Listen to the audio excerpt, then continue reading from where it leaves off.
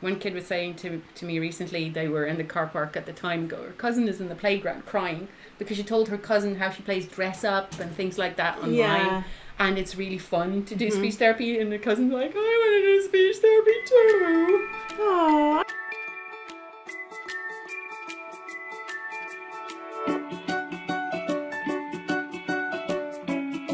I would have let her come in and say, come play with us. A decision was taken out of my hands, but that was interesting. I suppose that's another issue when you look at how to manage families and other siblings in teletherapy versus face-to-face.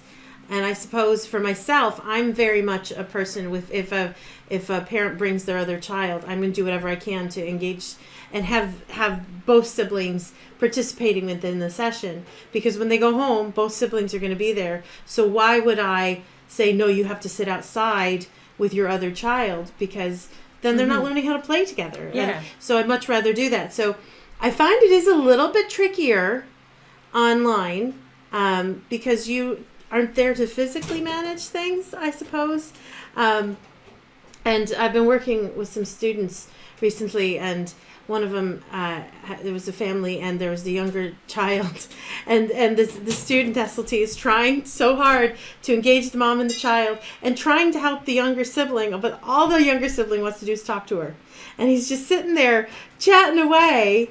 And she's trying stuff like, oh, could you get a ball that we could play together? Could you do this? And this little guy just was like, hey, here's someone who's going to talk to me. Fantastic. So You look fun. You look like a fun person. Let's go. I want to play with you. Oh, yeah. So that can be tricky, I think. I think if it's one of the goals, it's tricky, but I find that sometimes the spontaneous ones work quite well, because when a sibling shows up on screen, they're usually really interested. Yeah.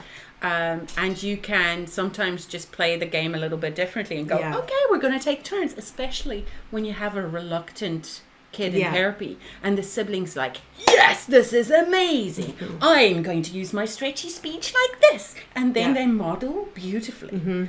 And those spontaneous ones have been fantastic. Yeah. But setting it up, it's really tricky, because you can't expect a parent to know all the tips and tricks to facilitate that. Exactly.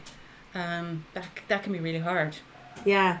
I mean, I still try, I suppose, with teletherapy. I suppose I have less siblings coming, but I still like to try to engage them in the session because, again, they're still home, they're still together. So why not have them work together? And, you know, regardless of the goals, there's a lot of benefit to having the kids work together. So, so you just have to kind of, I suppose, you're coaching the parents more, and you're hoping as you're trying to facilitate both kids working together that they're both going to jump into it and go for it, rather than the one just start talking to you and going, no, I'm happy to talk.